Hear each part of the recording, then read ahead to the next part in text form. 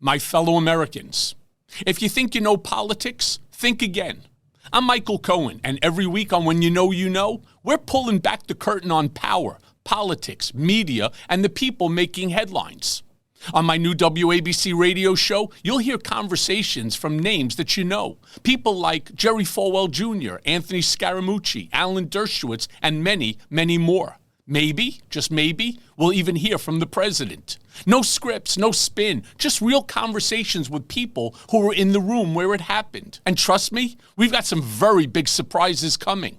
Look, I've spent years at the center of politics, controversy, and power. I know the players, I know the stories, and now I'm bringing you inside. When You Know, Sundays at 5 p.m. on WABC Radio, and When You Know Unleashed, wherever you get your podcasts. Because with me, you never know who's going to show up. Choice Hotels get you more of what you value. Comfort Inn, it's calling your name. Save on the stay. Oh, and free waffles are yours to claim. Book direct at choicehotels.com. This is Let the Record Show. Now, here are your hosts, Judge Richard Weinberg, essayist and commentator Eric Levine, and Suffolk County Republican Committee Chairman Jesse Garcia. Welcome back to Let the Record Show with Chairman Jesse Garcia of the Republican Party. Jesse is the Vice Chair of the New York State Republican Party and the County Chair of the Suffolk County Party out on Long Island, New York. With us is our co-host, good friend, Eric Levine, noted attorney, commentator, and essayist.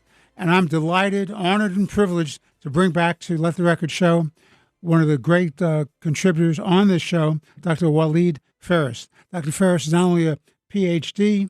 in international relations and strategic studies, but he's also an attorney. He originally from Lebanon, knows about the fight in Lebanon that took place when they were invaded by foreign forces, the Arafat crew. He's also an expert who testifies in Congress before Senate and House committees on national security, foreign affairs, the Islamist threat, the Middle East. Written a dozen or more books. In many ways, has predicted the crisis we're in today. So, Dr. Ferris, to begin with, as I sit here with you and Jesse and Eric, I'm very concerned about what's going on with respect to the Iran war. I think, in my humble opinion, you need to know several things if you're going to protect Western civilization. First, you have to know who your enemy is. Second, you need to know that you can't negotiate against yourself. And third, if you start a war, you better win it. And my problem with the way the Iranian situation has been going on is I think, unfortunately, we're in a quagmire, maybe even a stalemate. And I'm not at all happy about some of the moves the president's done about going on and off again with ceasefires. And the other thing that really troubled me was his love affair with Erdogan of Turkey, who also in his own way is a supreme Islamist, who's interested in the domination by Turkey and himself of the Islamist movement. He's a supporter of the Muslim Brotherhood. So those two issues in the last couple of days have troubled me deeply. So, Dr. Ferris, what are your thoughts on that? So first of all, the good note here is that the United States military is so powerful.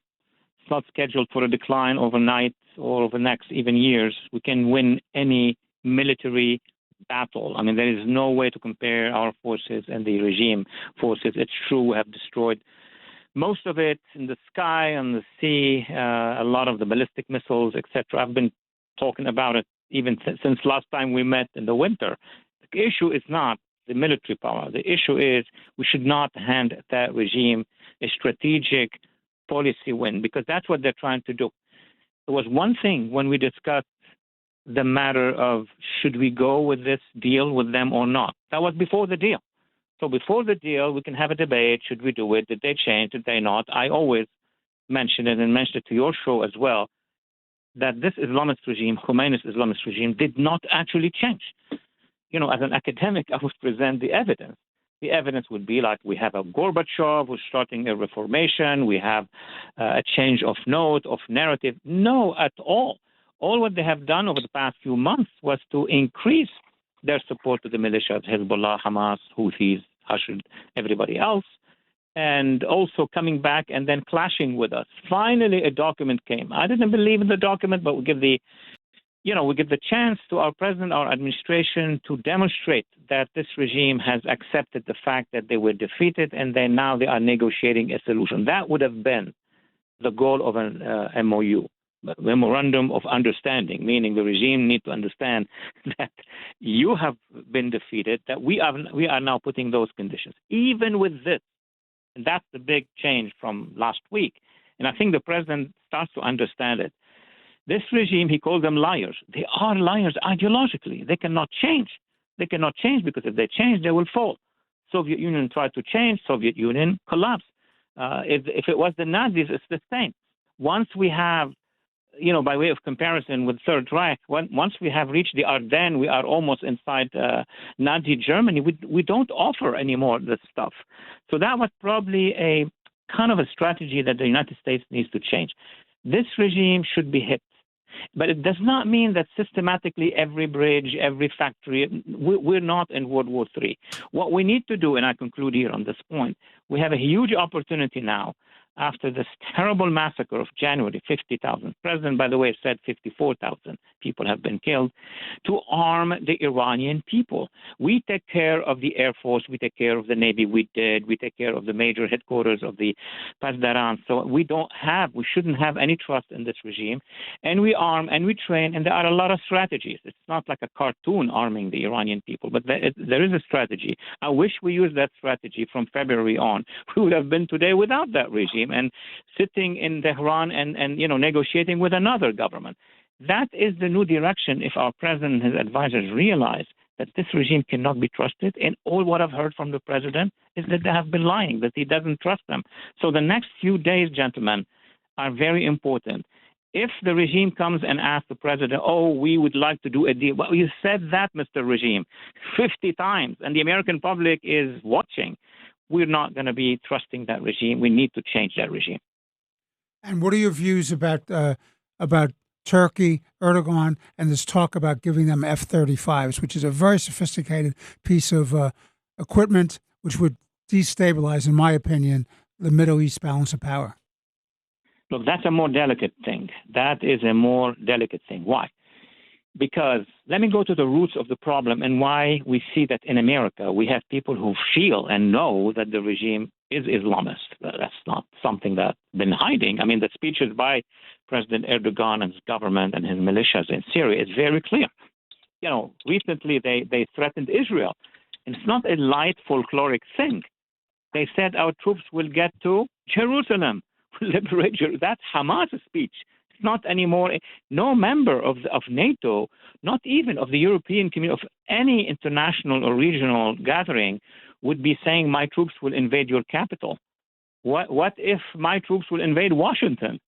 So there are people in Washington or in the United States who understand that this is a regime, a government, let me still call them a government, that wants to push the jihadi agenda, have been supporting these militias in Syria. And these militias in Syria, who have been part of massacres against minorities, against the Alawites, against the Druze. The Druze, in a few days, there will be the first anniversary of the massacre of the Druze in southern Syria, ethnic cleansing the Kurds in eastern Syria, and also going after the Christians, bombing churches, kidnapping, so on and so forth, and even Sunni moderates in Damascus and elsewhere.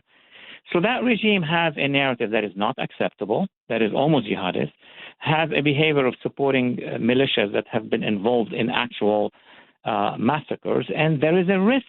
I wrote a piece today in the Independent of Great Britain, of London, that there is an actual scenario of a risk of a confrontation between Turkey and Israel, meaning actually between the AKP party of Turkey and Israel. So for all these reasons, advice I can provide is that we need to ask the Erdogan government to take steps that would de-escalate. And among these steps, not to call Israel illegitimate. Among these steps, withdraw these jihadist militias from Druze or Alawites areas, so on and so forth. However, there is another group in the United States that thinks, it's like very naive, thinks that, well, Turkey is a member of NATO, and therefore it's our allies just because they are members of NATO. I wish it was the case. Spain is a member of NATO, right? And the president is now putting all the sanctions on top of the Spanish government because he's in agreement with them and disagreement with them. So the concept of Turkey as a member of NATO, here's the explanation. When NATO was launched, right? Then at that time, the government in Turkey was secular. It was Ataturk. That's why the community of Europe and North America and Canada accepted Turkey in. So in 2002, that is missing here in our explanation. 2002, Turkey flipped, but very gradually. The AK party, the Islamic Party of Turkey, which is actually a Muslim Brotherhood, took over, spent 1 decade not clashing, not changing dramatically, but actually crushing the opposition inside Turkey and starting to Islamize little by little. Very smart people. That's how the Brotherhood operates. So now, unfortunately, that party has become as Islamist as the Muslim Brotherhood. And now the people who do not understand the history of Turkey or of the Middle East will say, but that's NATO and therefore it's okay. No, you could be part of NATO. If there is a change of government or regime of any of the governments inside NATO, then you have to meet and then make sure to demand from that government to reform. I don't see reforms, and if I don't see reform, I don't think they have changed. And that's why my strong advice to the U.S. administration is to test that government, not just on Israel, but on the Kurds, on Greece, on Cyprus, and elsewhere. Well said. Thank you, Dr. Ferris. Eric, your turn. Dr. Harris, thank you for joining us. Some terrific insights. I just want to come back to a second for the war with Iran. So when President Trump was asked why he was saying such nice things about the Iranian leadership when they were negotiating the MOU, and then changed and started calling them scum, quote unquote, which they are, his response was, I got to know them, quote unquote, I got to know them.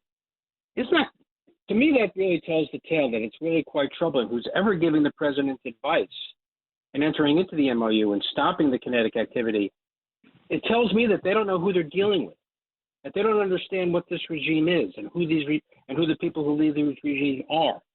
Now, this is an apocalyptic death cult, Nazis to many people. Do you share the same view that some of the people that are giving the president advice just don't know or understand who the Iranians are? Well, absolutely. It cannot be otherwise. I mean, this is our president. We need to protect him first. And we need to be absolutely loyal to facts that we are presenting to the president. I mean, he's our president. He's the only leader now who can affect change in the Middle East. So that is an obligation. I am very concerned as well that the opinion and analysis and the assessment that is presented to our president, I am not privy of them. I cannot read them. And we just project that the advisors, the closest to him, the envoys, those who negotiate, are the ones who are bringing a report to the president saying they have changed. I don't imagine President Trump himself, speaking in English with these regime leaders is the one making that conclusion. It's the conclusion of the community of experts who have the obligation to inform and guide the president in terms of facts. We're not talking about anything else. I'm not even mentioning that you need to convince him of policy. Let him first know that these are Khomeinists, Islamists, jihadists. 2, this is what they are saying in Farsi, in Persian. Even worse, this is what they're saying in English. So the president needs to be updated about the nature of the enemy, which he's trying to make into a partner, a financial partner. So that is a mystery. That's something that needs to be raised with him directly. And he would admit, of course, that's what he said. I'm not borrowing somebody else's expertise. The president said, well, we got to know them. Who got to know them? The people you assigned to know them. I don't know what these people are telling my president. Number 2, they have betrayed the trust. They signed an MOU. Had they have not signed the MOU, I would say, well, give them a chance. The president has said that about Syria, said that about we're going to give them a chance. The chance was given. They signed on the document. And then now they're attacking ships and they're attacking our positions. It is like the last citizen of the United States understands that these people are lying. And he connects with that. President Trump connects with that. So now the next days and weeks are crucial because the president may be at a crossroads. I was on TV, national TV right now. The last thing to do is every time they hit us, we invite them to another negotiation. First, there is no other thing than the MOU. Second, they breached it. My suggestion, and was on national TV like 15 minutes ago, is now on the goal should be a regime change. But the regime change does not mean that if on Monday they attack us, then we change our policy and we bomb every bridge in Iran. That's not what we need to do. What we need to do is signal to the Iranian people what we have signaled to them in January. Go back to plan A, encouraging them to do all the things, but this time help them. We need to arm them. Oh, how are we going to do to arm them? Well, bring me as an advisor. I'll tell you how you're going to arm them. It's not like you're going to parachute, some weapons in public places or at targets, for example. No, there are ways. Our intelligence communities can do it. We have allies on 3 frontiers, 3 borders of Iran. So I don't want to expand too much on this one, but we are at a point where our president, and he has a great instinct, need to change that policy vis-a-vis the regime, accuse them of breaching the agreement, and support the Iranian people. We control the skies, we control the seas anyway. It's like a huge Normandy, we control everything. What we need is to make sure to destroy the regime and not the infrastructure, bring in the Iranian people, 90 million people. Thank you. Jesse.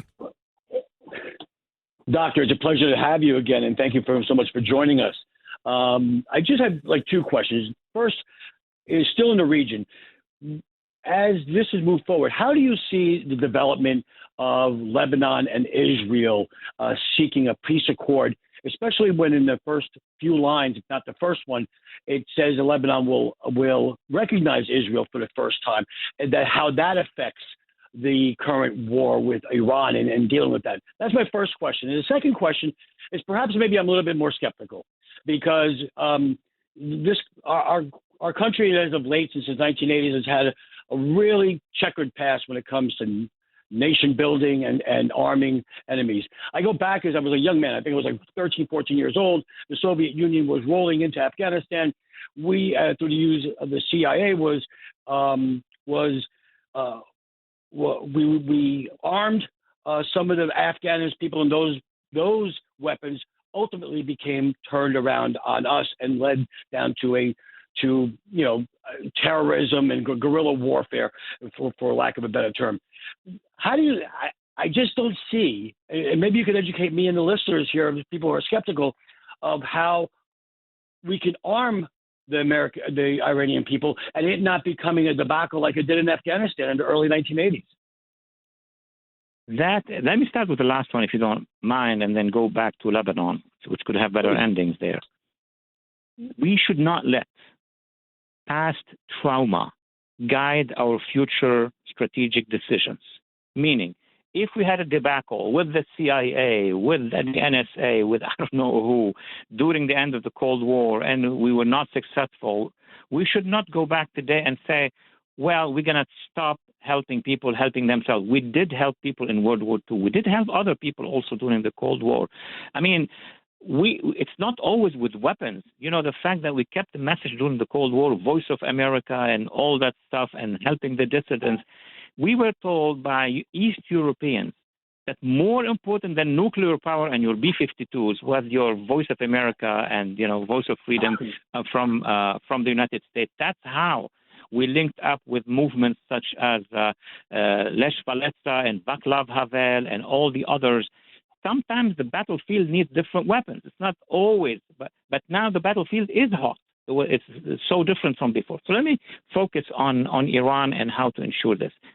35% of Iran is made of ethnic communities that are already at war and confronting the regime. That's on arrival. We have 35. It just happened that most of these 35% of Iran, I didn't touch yet the Persian majority. I'm just talking about the 35% of Kurds, of Azeris, of Arab Khuzistanis, of Baluch, of et cetera, happen to be living at the borders of Iran. the Kurds of Iran are basically back to back with the Kurds of Iraq and the Kurds of Syria. It's one just large area. South of them, if you have visualized a map, you have the Arabs of Iran in Khuzestan. 80% of Iranian oil is there.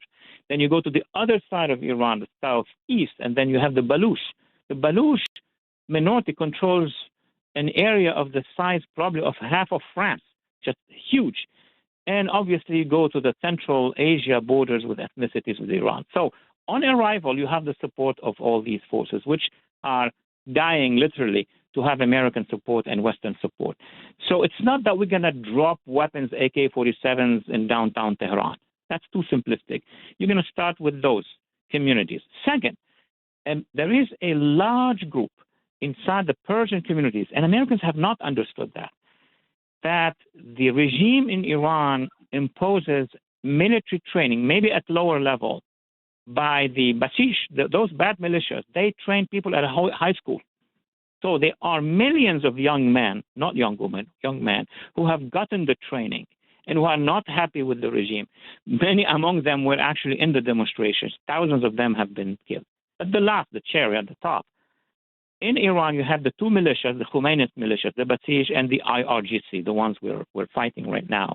But you have a third force, which is large enough, but not weaponized enough. They're called the Old National Army of Iran. The regular army, which has been marginalized, but still has about 250,000 to 300,000. It's called the Artesh. And we have been in the community, U.S. community, defense community, considering linking up with them. President Trump has a lot of options, a combination of all of those. The regime will not stand. If the regime is under airstrikes, naval strikes, our agencies' games and tricks across. Remember, you have the Israelis who can have a lot of stuff been done, plus the ethnic minorities, plus the trained people of the Artesh and of those military servers. I mean, that alone, if I'm sitting at the table of national security advisor and presenting them, we can win it. The problem is, if you allow me, because of your question, there is a pressure group in the West and in the U.S. that is against, guess what, bringing down that regime. People ask me, how can that be? Yes, of course. Those who have been promised by the Islamic regime that they're going to get the contracts, billions of dollars. It happened under the Obama administration. It happened under the Biden administration. There is a lobby here that every time we are close from bringing the regime down, they start pushing in the media, well, we cannot control, we don't know. Heck, we know. We know exactly who are our friends and patriots and etc. In Afghanistan, by way of comparison, we made a huge mistake. Why? Because during the Cold War, what did we do?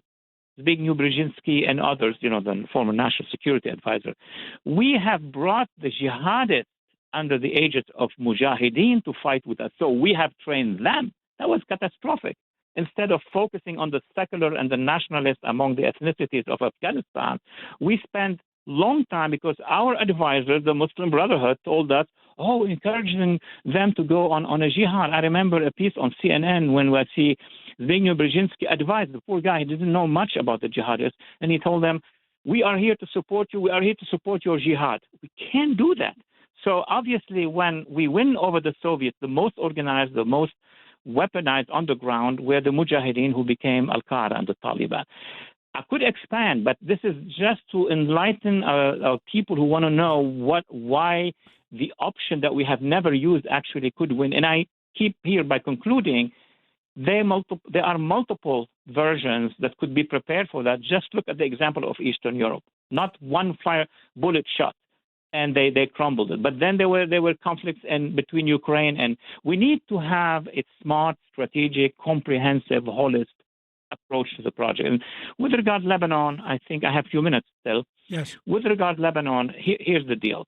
Israel is very excited every time there is a document signed with any Arab government, including, of course, with the Lebanese government, talking about cessation of hostilities, ceasefire, talking about, ultimately we're going to open the border and we're going to have trade and peace treaties, etc. We're not there yet. And I told many of the people who work on Israel here in think tanks that it is a very good document that was signed in Washington, D.C. And I'm glad that this process of signing the document, they call the framework agreement, has been decoupled and unlinked with the agreement with the Islamic regime in Iran. Originally, what the regime started in Iran, what the regime started to do is convince our administration to only discuss peace in Lebanon with Hezbollah after they settle with Washington. Imagine if we have done that. Imagine. So I think the administration and Israel very satisfied with the fact that they can bring the Lebanese here. The problem is this. The government in Lebanon is not a very courageous one, but they have accepted to sign. The problem is Hezbollah. The government is not really acting strongly because Hezbollah is threatening the government, threatening physically the president of the republic, the prime minister, so on and so forth. So at the end of the day, it's going to have to be a confrontation with Hezbollah. Hezbollah, like the Islamic regime in Iran, are not going to surrender. So let's prepare for the confrontation with having Israel in, having the Lebanese army, at least the pieces of the Lebanese army that have not been controlled by Hezbollah, and the United States. We need to maintain a unity between the U.S., Israel, and the free resistance of Lebanon. Dr. Walid Phares, it's again always been a pleasure listening to you. Your insights, your brilliance, your wisdom are an enormous contribution to understanding the complicated world we live in. But it's as simple as this. We're fighting to protect Western civilization. Your insights and understanding of that region are enormous. On behalf of Jesse and Eric and myself, I want to thank you for joining us again. We look forward to talking to you again very soon as the events unfold. Thank you very much. God bless you and God bless your family. And thank you for your wisdom. We deeply appreciate it. Thank you so much, all of you. Thank you. Thank you. Yes, thank you, Dr. Phares. Thank you. Let the Record Show is on the air.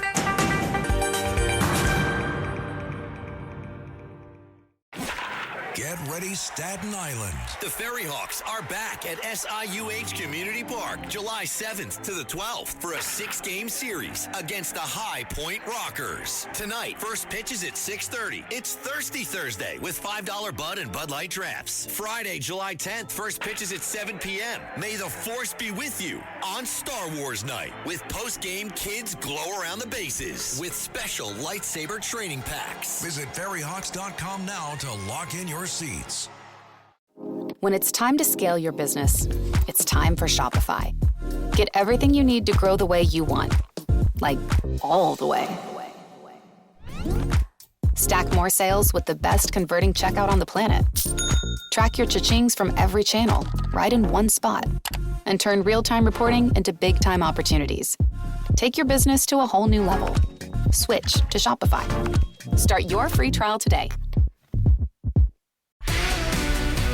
Esta noche, la espera termina. Operación Triunfo llega a Telemundo. Miles respondieron al llamado. Este es mi destino. Pero solo unos pocos llegarán a la Gala Cero. Aquí todo el mundo está ready. Aquí hay nivel. ¿Quiénes serán los elegidos? Me voy a ganar mi lugar en la Gala Cero. Descúbrelo en el gran estreno de Operación Triunfo Estados Unidos. Esta noche a las 7:06 Centro por Telemundo y Peacock. Your new RAV4. Thanks, yours too. What does RAV stand for anyway? To me, it's the Remarkably Advanced Vehicle. Really? To me, it's the Runway Approved Vehicle for its amazing style. What about Remarkably Adaptable Vehicle because of its versatile cargo space? Or Really Admired Vehicle? Oh, or Really Awesome Vehicle. It really is the Recreational Activity Vehicle. The stylish 2026 Toyota RAV4 Limited. What's your RAV4? This is Let the Record Show, using common sense. Now, here are your hosts, Judge Richard Weinberg, Essayist and commentator Eric Levine, and Chairman Jesse Garcia. Welcome back to Let the Record Show with Chairman Jesse Garcia of the Republican Party. Jesse is the Vice Chair of the New York State Republican Party and the County Chair of the Suffolk County Republican Party. With us is our good friend and co-host, Eric Levine, noted attorney, commentator, and essayist. We had a wonderful first session with Dr. Walid Phares talking about the Middle East and Turkey, Lebanon, a brilliant commentator, somebody who really understands that world, an advisor to presidents and political leaders constantly testifying in Congress and a talking head on cable television, and an author of at least 10 books on this subject. So shifting gears domestically, a funny thing happened on the way to beating Susan Collins for the U.S. Senate seat in Maine, Jesse and Eric. They came up with a guy who's a Frankenstein construct. They have this phenomenon in the Democratic Party. They want to beat Trump with anybody they can, and the gambit they made is they're going to get a real man, a real tough guy, a military guy, a fisherman. They're going to show the Republicans what a real man looks like, and real men are going to vote for a socialist, an Islamist, a communist, a ridiculous caricature of a human being, a guy named Platner. And who dug this guy up? This guy was not organic. Nobody knew about this guy. This guy wasn't like a local member of the legislature who moved up to becoming a mayor and then became a figure in the politics of the government of the state of Maine. They created him. They did central casting, the same kind of phenomenon they did with AOC and Mondami. They got somebody who they thought was an attractive candidate, and the so-called charisma would win the day. Turns out the guy is an Islamist. He is a communist. He attacked gays. He attacked the military. He attacked law enforcement. He's a Jew hater. He is one of the worst human beings ever to come down the pike. And they got him the nomination. They had the incumbent governor who should have been winning that nomination for the Democratic candidate for the Senate in Maine. Hands down, she had to suspend her campaign because of overwhelming support. 120,000 people voted for this clown in the state of Maine in the Democratic primary. And then lo and behold, they covered up all his sins, all his transgressions. The New York Times was part of the cover-up. All kinds of magazines, media were doing puff pieces on him. They say he had tough times, but he reinvented himself, and he's an American hero, and it's just wonderful. Well, funny thing happened when the people who were accusing him turned out to be Democrats and progressives and people who saw themselves as Democrats and progressives and say, this guy may be a serial sexual abuser. He's a bad guy. Everything he stands for. He's mentally unstable. So they finally abandoned him, and he withdrew. He suspended his campaign. And now he's trying to dictate, he and his cronies, the left-wing radicals, are trying to dictate who will run against Susan Collins. Now, I submit to you, I don't care who runs against Susan Collins. Susan Collins is the best of the best. She's common sense. She's moderate. She's independent. She has experience. She's chairman of the Appropriations Committee. This is a first-rate human being, a first-rate United States Senator. The country is blessed to have a Susan Collins.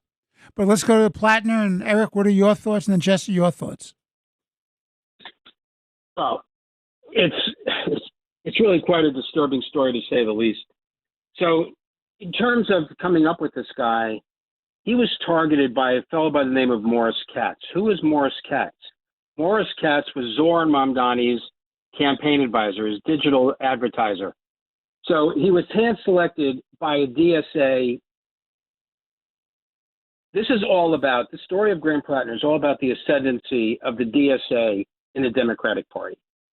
And you, Richard, you say they were covering stuff up for the primaries? They were proud as can be that he had a Nazi tattoo.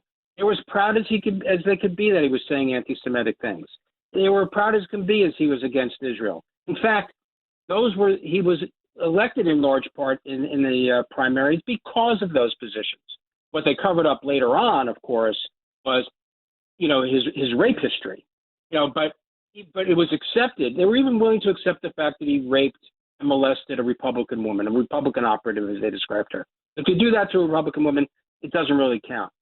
What they covered up was that he also did it to a progressive who had corroborating evidence across the board that she had been molested and, in fact, by her own testimony, raped. Yeah, just to clarify, I don't think the Republican woman said that she was raped, but she said, I think she's the victim of abuse. Right, that he molested her, he abused her. Yeah. The rape allegation is from the progressive. Right. So have these people that are rallying around him. Standing all that, you have Roy Khanna and Chris Murphy, two potential presidential candidates, say, oh, let's forgive and forget. You have Elizabeth Warren. He's my kind of man. I guess Elizabeth Warren's my kind of. You have Bernie Sanders. Well, about the Nazi tattoo. Well, people are dying because they don't have health care. I guess Bernie's view was, since he was in favor of genocide against Jews, globalize the Intifada, that for the fewer Jews there are in the United States, there are fewer people who don't have health care. I mean, maybe that was Bernie's plan.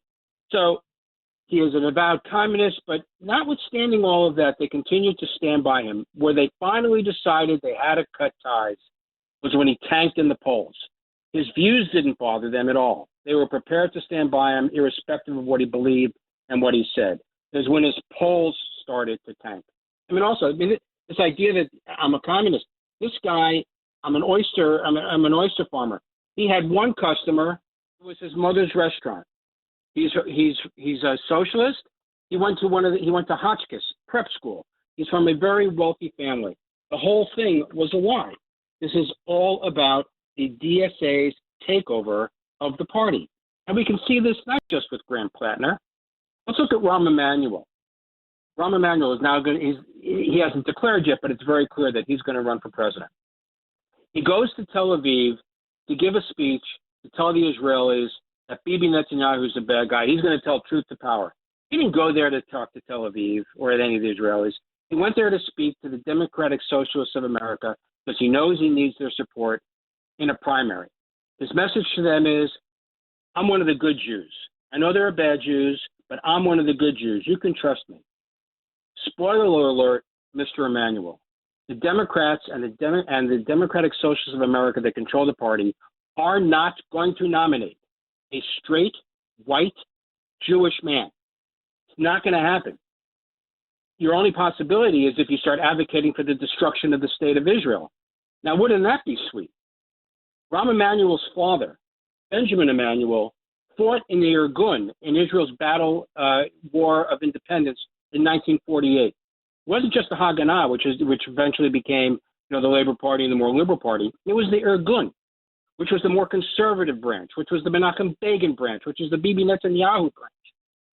So how sweet it is that Rahm Emanuel goes to Israel. If you guys want to be loved, you need to have two states. You have to have a Palestinian state too. You have to care about the Palestinians. Well, as his father understood, it is better to be alive and reviled than to be dead and loved. So Rahm Emanuel's message to their DSA, I'm one of the good Jews. You sold your soul. Great. For nothing. Because you have no shot. Disgraceful. Jesse, your thoughts? I echo all your sentiments here. First, let me begin by saying whether it was Platner or the governor, Senator Susan Collins is an exceptional human being, an exceptional public servant. And I was happy to support her recently at an event and about a year within the last year. And she would have been reelected no matter what. She has demonstrated that she is in tune with the people of Maine and a great advocate for that state in the U.S. Senate. But honestly, when it comes to Platner, there have been red flags, as we've all articulated here, for several months, even leading up about a month ago, a little bit more than a month ago, before primary day in Maine. And all of these Democrats were not moving away. Eric and yourself are absolutely right. DSA chose Platner. They created a narrative that did not exist. He is well off. He is not someone who was an oyster farmer. He went to some of the best schools. Sounds a little bit like Mondani, doesn't it? Where his family is well off, yet he advocates and talks about him emerging from poverty in the mean streets of New York City, which is all just hogwash. But, following these allegations, they still stayed with him until now these rape allegations came forward, and this individual had the receipts. She had the evidence. So what changed? Did the principles of the Democrats change? No, it was polling. And you know what? Character should never have never should it be a matter of political convenience. These allegations were serious enough today, as they were, and the allegations and the red flags that we heard leading up to the primary about this guy, his lies about his biography, his lies about his actions with women and others, his positions, and him not knowing it was a Nazi tattoo.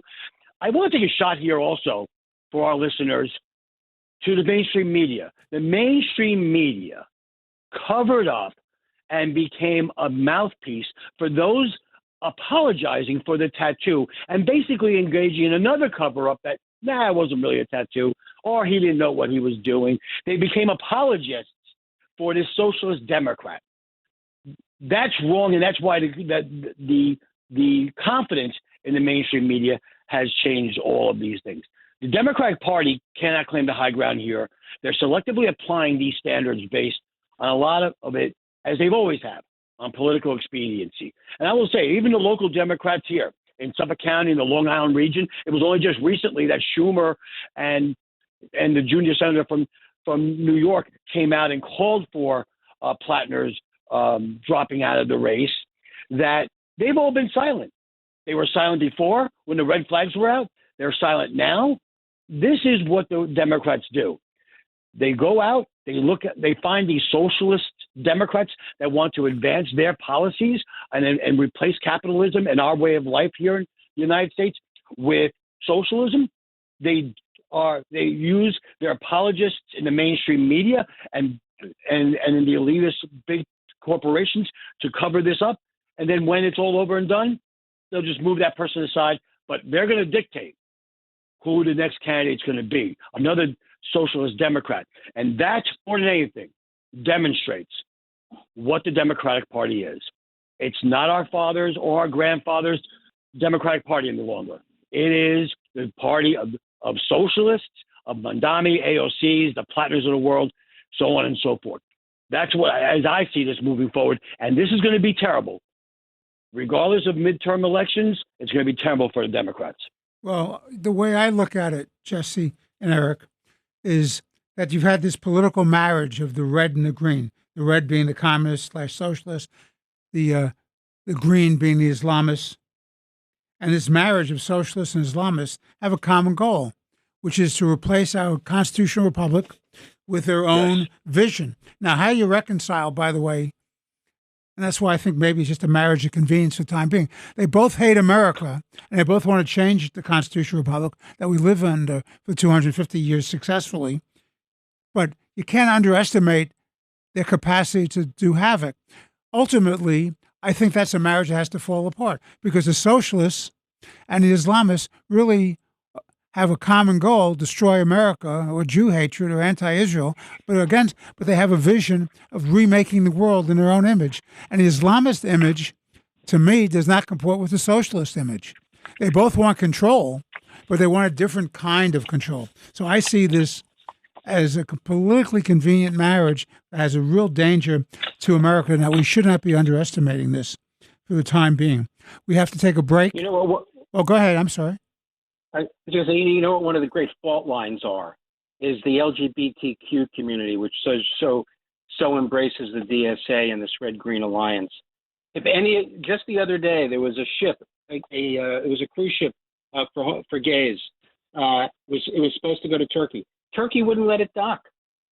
Turkey wouldn't let it dock because they weren't going to, because they think that homosexuality is a crime. Punishable by death. Punishable by death. Yeah. If you go to Gaza and you happen to get captured by someone from Hamas, you'll get shot or hanged or thrown off a roof. If you're in Tehran, you'll get hanged from a crane.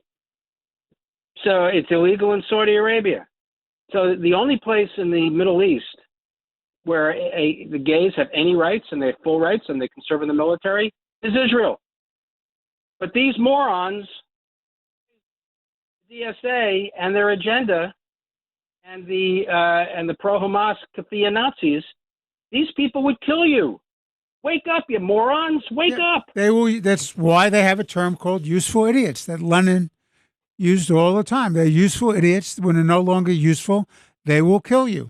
There's no doubt about it. And these people should. No doubt about that.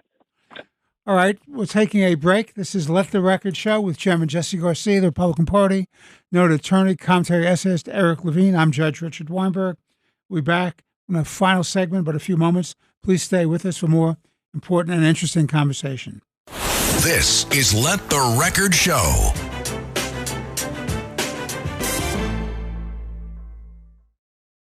Hey parents, how do you make smarter choices for your kids' college today? That's where Sally can help.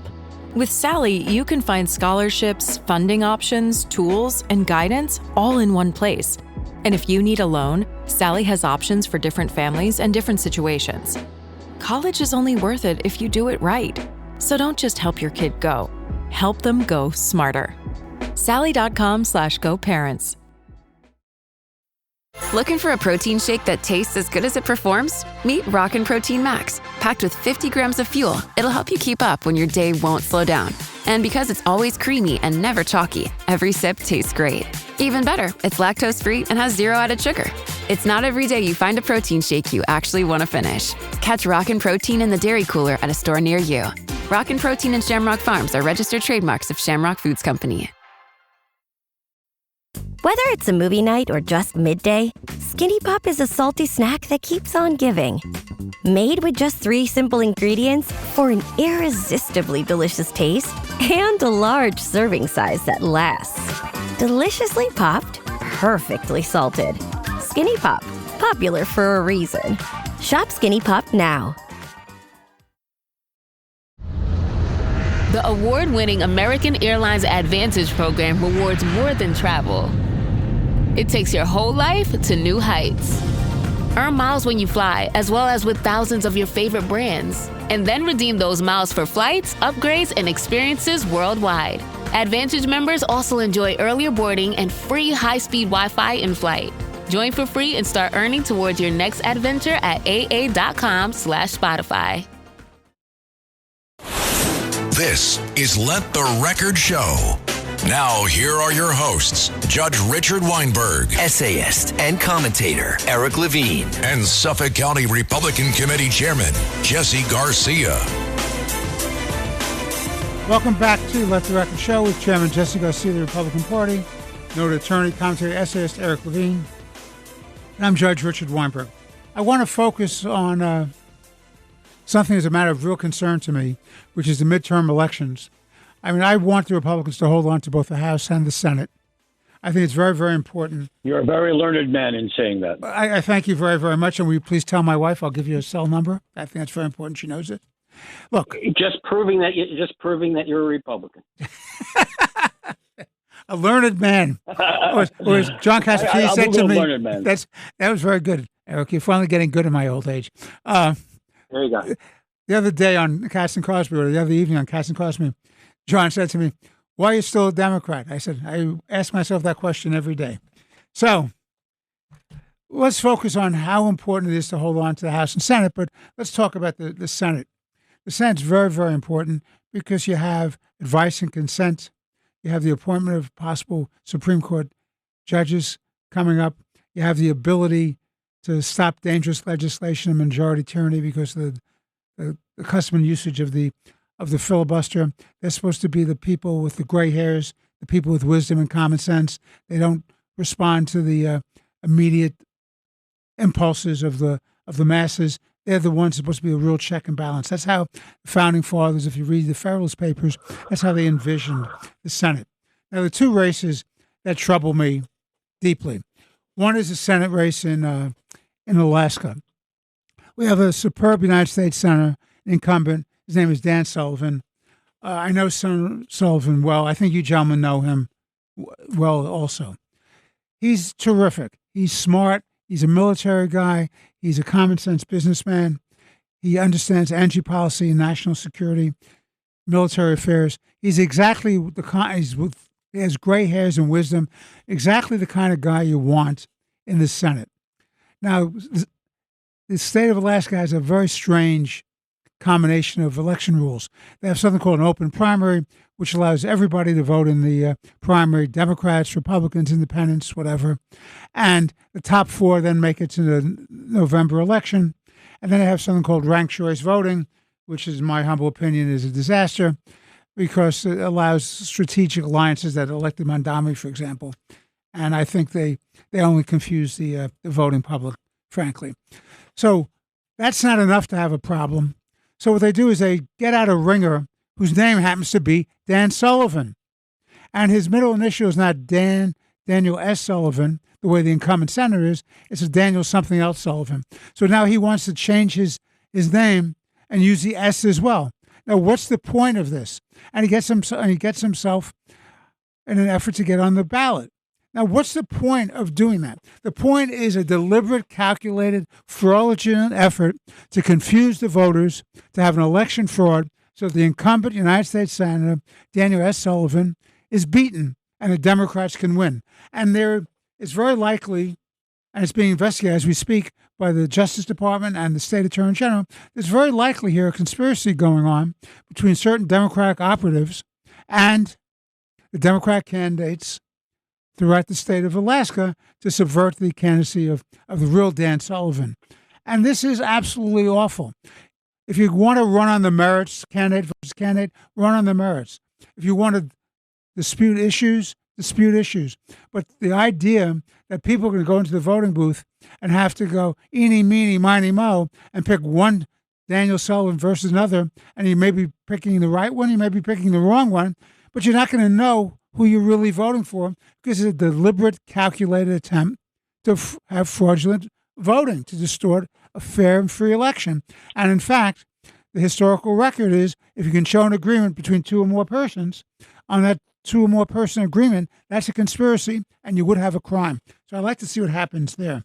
The other thing I want to mention is Michigan, then I'll turn it over to Eric and Jesse in our last few minutes. Michigan, you have this guy Saeed, who's an Islamist, who said 9/11 was justified, who has no problem at all saying that he does not recognize the right of Israel to exist. He's a terrible guy, but he got about 1 million voters who are Muslims in Michigan running against one of the best people to run for the United States Senate, somebody else that Jesse and Eric and I know. Mike Rogers, the former chairman of the House Intelligence Committee, former FBI official, terrific guy, good businessman, common sense guy who understands national security. And you have somebody who has no dedication and love for America, but who's running as an Islamist candidate. And he may have a shot. So we'll see about that. Eric, we have a couple of minutes, and I want to leave time for Jesse as well. First shot, yes, Eric. So I agree with everything you're saying. I mean, Dan Sullivan is a spectacular human being, and he's a wonderful senator. He's a personal friend. And this idea that you're going to someone in the race specifically to confuse, not to advance any political agenda or policy, other than to confuse the voter, is unseemly to say the least. Whether or not it's a crime, I don't know. Dirty tricks. No, it's more than that. It could be a conspiracy if you have an agreement with two or more under federal criminal law. That could be. That could well be, and if it is, it should be prosecuted to the fullest extent of the law. I have every confidence that the real Dan Sullivan is going to win in Alaska, and we're going to hold that seat. In Michigan, here's another example. Abdul Saeed is has said wonderful things about Hezbollah. He doesn't want to. He does not believe Israel has a right to exist. But he has specifically been recruited to run. Those policy positions are encouraged because they help him in the primary, further demonstrating the ascendancy of the DSA in the Democratic Party. Now, of course, in primaries, small groups of people show up and vote. And it's the most motivated group that shows up and vote. And the most motivated in Michigan or in these primaries are going to be DSA members and members of the Muslim community in the Detroit area. That's who's going to come out and vote, and that's what he's banking on. So it's important that he be anti-Israel, that he be anti-Semitic. Those are encouraged positions in the DSA. That's how you win as a member of the DSA. Jesse. Now, some people say, but let me just finish the point. Some people may say, well, that may hurt him in the general election. That may be true. But keep in mind, the DSA's first goal isn't necessarily to win the general election. Their first goal is to take over the Democratic Party. The winning of the general elections is down the road. They'll take whatever they can get. But right now the goal, and they'll be very successful at it, is taking over the Democratic Party. Well said. Jesse, final thoughts. Yeah, my final thoughts are no one in this show or listener or anywhere in the state of New York and America should be surprised that the Democrats are playing with shenanigans with the election law. Their policies on coddling criminals, on defunding the police, on taxes, on taxing everything that moves, on over-regulations and the new green scam is failing at the polling places and the ballot box. So, of course, they're going to continue to change the rules of the game. I do believe that the courts, I hope that the State Board of Elections in Alaska does not allow that tinkering of the names. What happened, Jesse? Well, I'll tell you what happened. The state regulators threw it out, but then the Supreme Court of Alaska put it back in, and with directions, they said, we'll come up with a way that's not confusing. Please tell me how it's not going to be confusing. There's no way. There's no way you can do that. There's no way. I hope that decision gets appealed. And certainly, if I was Senator Sullivan, him and the team and the Senate Republicans should be engaging in an appeal that, but that's a wrong-headed decision. I'm glad to see that the State Board of Elections acted properly there.